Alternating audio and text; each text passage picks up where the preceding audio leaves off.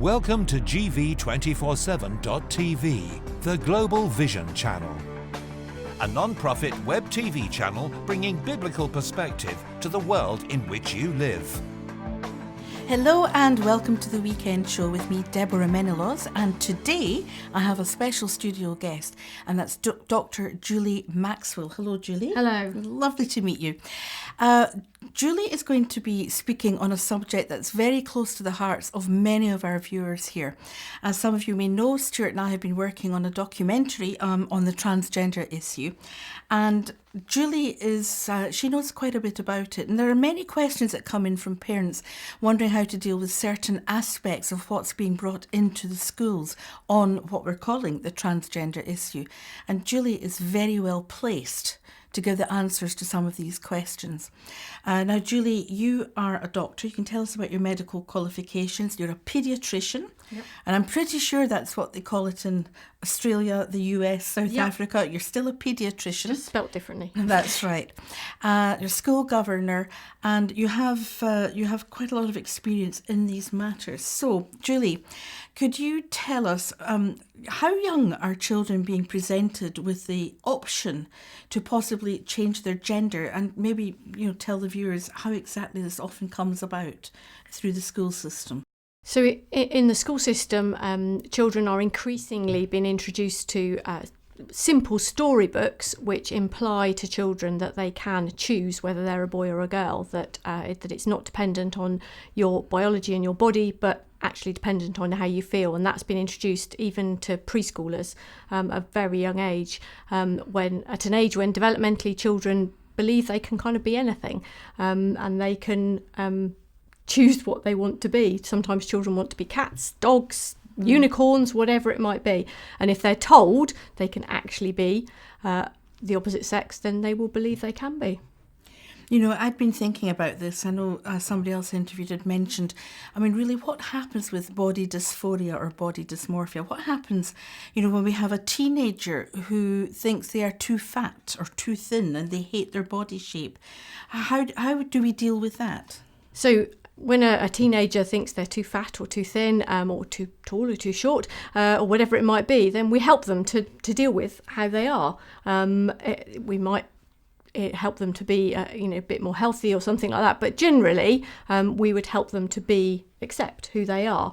And we certainly, if they thought they were fat and they weren't fat, then we certainly wouldn't be helping them to diet or to kind of change their body to fit what they think. We wouldn't collude with their false image of their body. So I hope you're really getting that, because it's really what's happening with the transgender issue, where children are being told that if they wanted to be the opposite sex to what they are, they could change. We don't do that in other cases. So, for example, these many anorexic girls I've had to deal with over the years, where we would say, no, you're absolutely right, we'll let you do that, we'll let you starve yourself to death. There really is very little difference, isn't there? So we start with the school system. Now, you're saying preschool, so we call them kindergarten or nursery children, preschoolers. And how is that introduced? It's through storybooks, you were saying? Yeah, so through storybooks that on the face of it may seem quite harmless. Parents may well not be aware, because this won't be being taught as part of sex education. This will just be storybooks that are in the school library or being used at story time, that will be introducing those ideas of being able to choose your gender at a very young age, and at an age where children aren't even able to articulate that. So parents may be completely unaware of what's being taught. Now, you mentioned the word library, and social media has been full lately of films of entertainers, generally lewd and libidinous entertainers, drag queens, and they're very raison d'etre. They do this as they're supposed to be a form of entertainment, very, very adult entertainment. And drag queens have been brought into the public marketplace. We look at libraries, nursery schools. Do you know anything about this? What is the point of that? I'm not sure what the point of it is. They claim, I think, that they are helping children to accept people who are different, But as you say, it's usually highly inappropriate, very sexualised, and they're even celebrating child drag queens, children being dressed up as women. If a young girl was dressed like that, you would class it as being sexualised, and yet a young boy dressed like that is supposed to be celebrated because he's being a drag queen. It doesn't make sense. It's contradiction. One would imagine that if you were really wanting children to be open to diversity, and that is important. That's important as Christians, that we're able to show love to anybody. Absolutely. Would be to have people with different abilities, physical, mental abilities. It's still beyond me why they're doing this. Now, there's a correlation between over the last, let me think, at least 20, 25 years, as they've brought the acceptance of homosexuality into the classroom. And we are agreed, I'm sure, that one does not want bigots around. But there's been this crossover now. So where it used to be, a little boy would maybe want to be maybe as same-sex attracted. They've taken it that one step further, in that, well, actually, it's maybe because you really are a little girl. Is there a crossover between the homosexual and transgender issues? I mean, there does seem to be some crossover, because it does seem to be that some of the children who and teenagers as well, who are presenting as transgender, are in fact same-sex attracted, but currently feel that being transgender is more acceptable. I think one of the biggest dangers with very young children is that, particularly some of these storybooks, is that it's turning friendship into something sexual. So it's confusing the whole idea of different kinds of relationships. So children need to understand that there are friendship relationships, family relationships, sexual relationships, and that they're different. And actually, particularly some of these storybooks kind of make out that if you're a young boy and you like another young boy, that either you're gay or you're transgender. So it's just confusing the whole thing in children who are too young to understand. And I think, many of us adults, if we think back to when we were teenagers or even prepubescent, you could have a same-sex crush. This is so common. It would maybe be on a teacher. More often than not, it would be, maybe a sports star. You can idolise, a footballer that you really, it could be a love thing, but it's not because you're a homosexual or you love the gym teacher or you have a fancy for such and such. It's actually, we see it with, particularly with music, in music industry and pop stars and people fancying, as it were, it's really because you want to be that person. It's a reflection of what you'd like to be. And that's very, very common stage for young people to go through. Yeah. And we've all done it. I'm sure most of us have. You've had a crush on somebody of the same gender because you just think they're wonderful. But that's not homosexuality. But that's kind of not allowed these days. And and the other thing is that, lots of girls go through a tomboy stage, or lots of boys go through a stage of liking girly type things. And there are an increasing number of stories of people saying that I was a tomboy, and if I had been a teenager now, I probably would have been labelled as transgender, when in fact I'm now very happy with being a woman. That is the danger. I know when I was little, if somebody said, "No, I would love to have been a boy," thinking that would have enabled me to climb trees or be a spy. I've said this before. I know that any girl can do it too. Yeah. There's that, but then certainly as a troubled teenager, as I was, and I certainly wasn't a Christian in those days, I would have loved the thrill of just being different, probably looking for attention, really. It's dreadful to think, because we could be so easily swayed when we're troubled as a youngster. Definitely. What's the next stage? So if they read the storybooks and a child says to their teacher, "Please, miss, I think that I'm in the wrong body," or however they put it, what would happen next? So in contrast, I suppose, to in the past, where people would have kind of just probably ignored it, and the child would probably have forgotten about it. It's now deemed that you daren't question or kind of even try and think about why that child might be thinking like that you just accept it. That if a child says, I'm the opposite sex, then you just accept it and go with it. And it's even got to the stage where schools are allowing children to live as the opposite gender without their parents even knowing about it. And so if their parents disagree, then they are actually then driving a wedge between the child and their parents, which leaves children so vulnerable, so vulnerable. So that would be the next thing. They would be wearing the clothes of the opposite gender.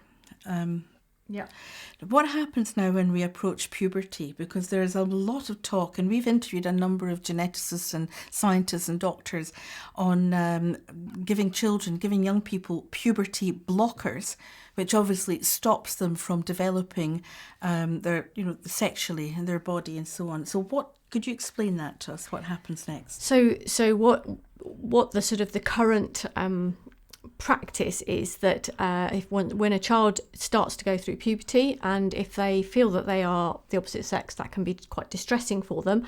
Although going through puberty can be quite distressing for anyone. So they are given puberty blockers which stop the process of puberty. So they stop the hormones working. The thinking originally behind that was that it would give them time to think, time to explore any issues while not being distressed by puberty. But as children have been given the puberty blockers, the medical professionals have realised that, of course, what happens then is that they then get kind of cemented in that view that they're the opposite sex, and almost no children that go on puberty blockers come off them. So they almost all then go on to continue to have cross-sex hormones. And what are the results of this? I mean, is this even tried and tested? It's not. It's completely experimental. And in fact, before puberty blockers were used, about 80% of children that had gender issues would go on to be perfectly happy with their biological sex. So they would have been the tomboys and all the rest of it, and they would be perfectly happy. Those children are now all going on to these puberty blockers, which are not tested. They have been medically tested, but in precocious puberty, which is where a child goes through puberty at a very young age, abnormally. So if that happened, it would stunt their growth. So that's why they go on puberty blockers. So then they come off them and go through normal puberty. But these children go on the puberty blockers and then they never go through normal puberty because almost none of them come off them. And then they will carry on to cross-sex hormones and then surgery. Gosh, it's quite a thing. What about... What can parents do about this? Because am I correct in thinking that this has been taken out of the parents' hands? Yeah, so a lot of it does seem to have been taken out of parents' hands, and there's, particularly with the teenagers, there's a lot of talk about social media and doing things online. So these children are going and spending a lot of time online where it's being glorified, and people talk about how wonderful it is to go on to hormones, etc., etc. And what they're not seeing is the older kind of adults who are now starting to regret what they've done. So there's an increasing number who are regretting. So I think one of the things parents need to do is to monitor internet access and monitor what children are doing on the internet. So just like anorexics, often they go on to internet sites which glorify anorexia. It's a similar kind of thing. And just going back a bit when we were talking about the drag queens, as a woman, I find that absolutely insulting. Now, there are people who work in the sex work trade, and I'm not pulling anybody down who is, if that's what they're doing, that's what they're doing. But these drag queens are dressing like the worst type of prostitute that is a parody of a woman. I certainly don't dress like that. I don't know any woman who does. And this is why I'm saying, what on earth does this have to do with the transgender issue? It's how are lesbians feeling about this? I mean, what's the homosexual lobby saying about all this? I mean, that's one of the really interesting things. So lesbians are feeling that this whole transgender thing is almost erasing them. So women in general, because if you think about sports, so women are now being overtaken by trans women, who of course have the advantage of being biologically male, so they are winning various sports and things like that. And lesbians are, a lot of, particularly the butch lesbians, are now becoming transgender. So it's kind of not acceptable to be a lesbian. It's acceptable to be transgender. And I think one of the things I find absolutely fascinating about all of this is that, you know, our society prides itself on supposedly equality and trying to get rid of gender stereotypes and trying to give women equal opportunities to men. And yet the whole transgender thing is actually glorifying gender stereotypes, because it's saying that unless you're a very girly girl, then maybe you're a boy, or unless you're a very boyish boy, maybe you're a girl. And so it's a total contradiction around trying to get rid of gender stereotypes, which should be around saying, I can be who I want to be. Now, in your experience, both in the medical profession and even as a school governor, what kind of feedback are you getting from other medical professionals and from educators and parents themselves? Mixed feedback, I think. So often if I talk to people kind of privately, people are often very worried and very shocked about a lot of this. But in public, people are afraid, afraid to make a fuss, afraid to say anything against any of it. But actually, my experience is that most people actually don't think that it's right. Most people are very concerned about what's happening. But a lot of people are afraid to speak out. Remember many years ago, there was a lot of talk about the nanny state, particularly in the United Kingdom, where it looked like the government was involving itself in family business. Now, I remember way back, I think, oh golly, I could be wrong, the 1972, it's the UN Rights for the Child. And I remember writing a piece in the 80s about that, because at that time, it was giving children rights over all areas of their lives. Now, it was a convention. It was called, I think, it was called the UN Convention for the Rights of the Child, and it was undertaken. It was adopted, by a huge number of countries. And I remember thinking, and I think a lot of Christian parents in particular saw ahead of what was written in here, that really, if you stripped it right down, what it was saying is you cannot tell your child what friends to mix with or not to mix with. You cannot affect them regarding their religion. You can't tell them what programs they can and can't watch. You can't tell them what time to go to bed. That was when you stripped it right down. It gave the children their rights. And this has seen this huge turnaround in the rights of the child.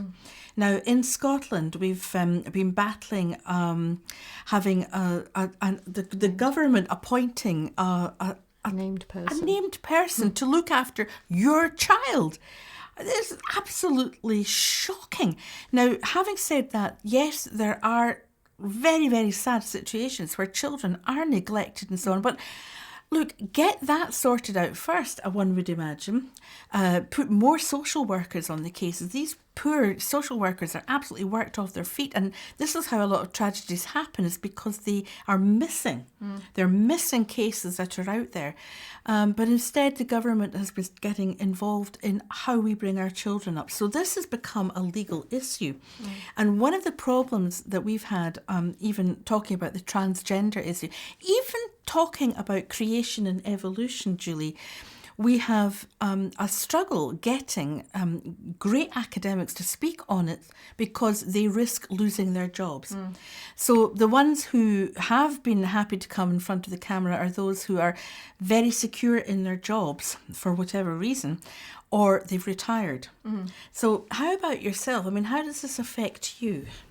Yeah, I mean, it does potentially affect me. You know, some of the things that I talk about are not really acceptable things to talk about. However, I'm just talking about medical evidence at the end of the day. Yes. And, you know, I want the best for these children. I want the best for children and families. Yes. And that's what I always want. And so, you know, if we present the evidence, then hopefully people can't argue too much with that. And you know, we just need to be looking after children, because children are vulnerable. But the state seems to be going about it in a way that they're actually making children more vulnerable than less vulnerable. So, I mean, really, the voice of the parent is no longer being heard. I mean, how do parents deal with this if these things are being taught or brought into the classroom and they would rather... Well, you speak. I think what I would say is that parents need to say, if they're not happy, you need to ask what your children are being taught. I got into all of this kind of whole thing because I found out what my children were going to be taught in sex education at school, and I wasn't happy. And I started asking questions and then started teaching it myself.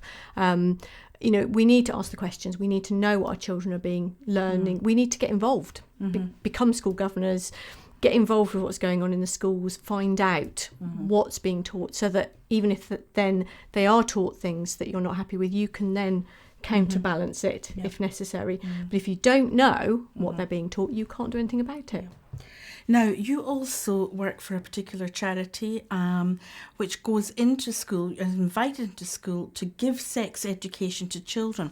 Could you tell us a bit about that, Julie? What sort of age groups, and now what sort of schools invite you in? And then what do you say? What do you tell them? So I work for a charity called Lovewise, and we teach sex education from a Christian perspective. And so I go into primary schools teaching sort of 9 to 11-year-olds, and what we teach them is we teach them basic puberty, the differences between boys and girls, what puberty they're going to go through. We do that in single sex groups.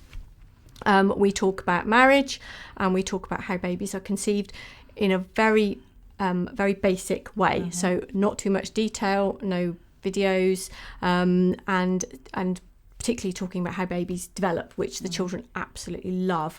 I also go into secondary schools teaching on the dangers of pornography and teaching about marriage.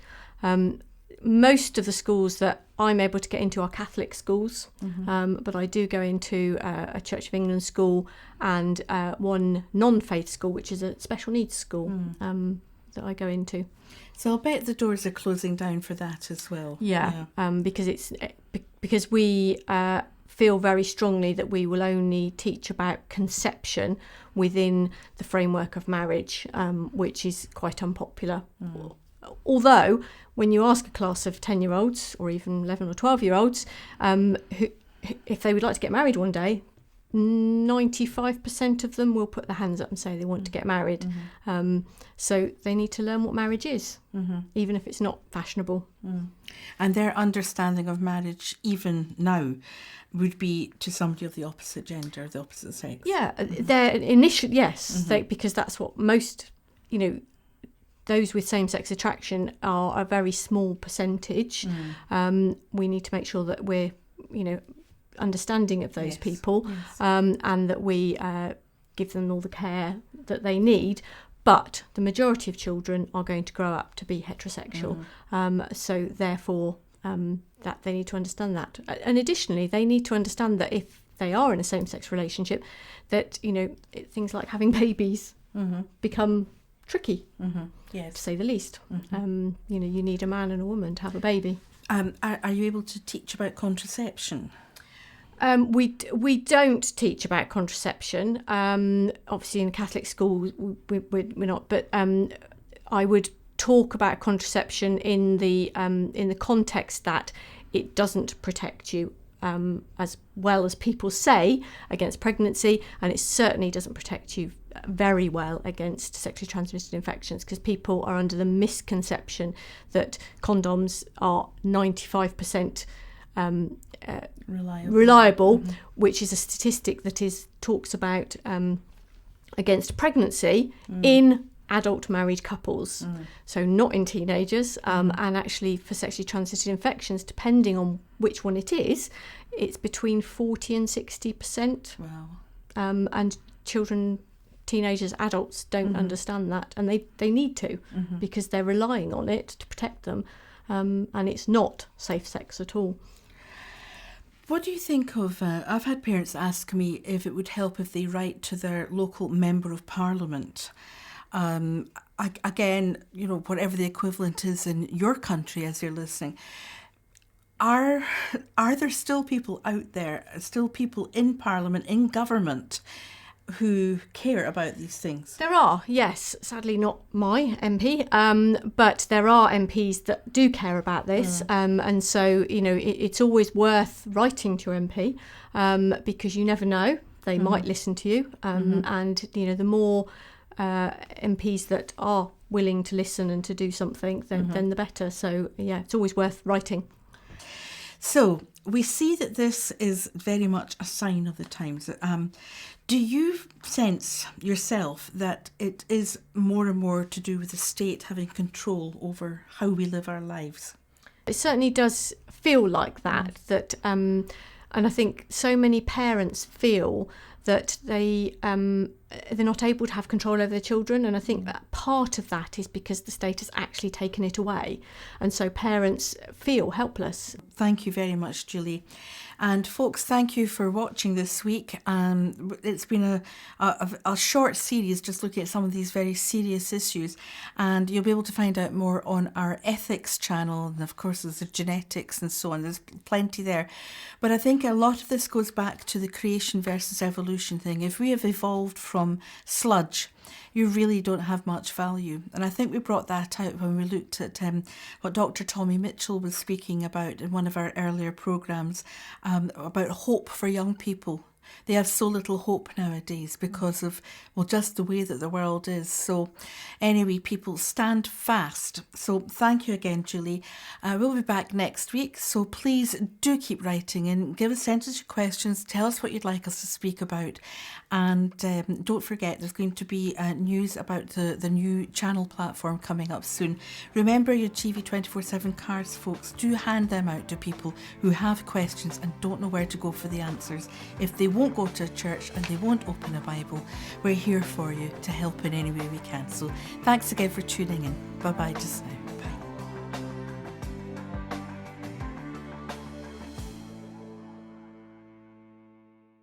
This is GV247.tv, bringing biblical perspective to the world in which you live. A powerful free resource with hundreds of short films on a wide range of Bible topics from experts around the world, plus full-length sermons and programs for teaching and encouragement. Choose from current affairs, signs of the times, a chance to voice your own opinion, and special offers on our full-length feature films, documentaries, and study materials. At over 4 hours in length, the Lamplight Project is a systematic 12-part Bible study series, a powerful teaching tool that begins with the origins of life and takes the viewer on a comprehensive journey packed with high-profile interviews, film, graphics, and illustrations, concluding with the return of Christ and an encouragement to stand firm and be faithful.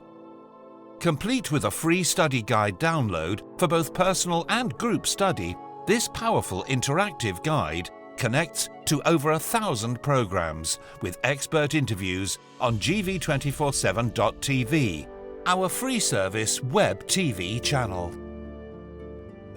Does My Life Have Meaning? A powerful 1-hour presentation produced from the Lamplight Project. With a free copy of the Gospel of Luke, this film is crammed with engaging interviews, film and graphics, a life-challenging film to those searching for answers. As distributors for the Jesus film, we offer this timeless movie based on Luke's Gospel. This clear presentation of the life of Jesus Christ has been viewed worldwide and translated into over 1,200 languages. We provide the film with a free copy of the Gospel of Luke. The Daniel Project is a popular TV documentary that presents an overview of Bible prophecy and an encouragement to read the signs of the times. Hailed as one of the best TV films to be made on the subject, DVD extras feature a heart-to-heart interview about the way of rescue. Based loosely on the documentary, The Daniel Connection is a full-length feature film. This fictional thriller incorporates many of the themes promoted through pop culture and social media which affect people on a global scale. Launched at the Cannes Film Festival, the Daniel Connection points the ever-skeptical viewer to search the Bible for answers to life's deepest questions. We've been serving the body of Christ for over 30 years, and if you would like further information, please do not hesitate to get in touch.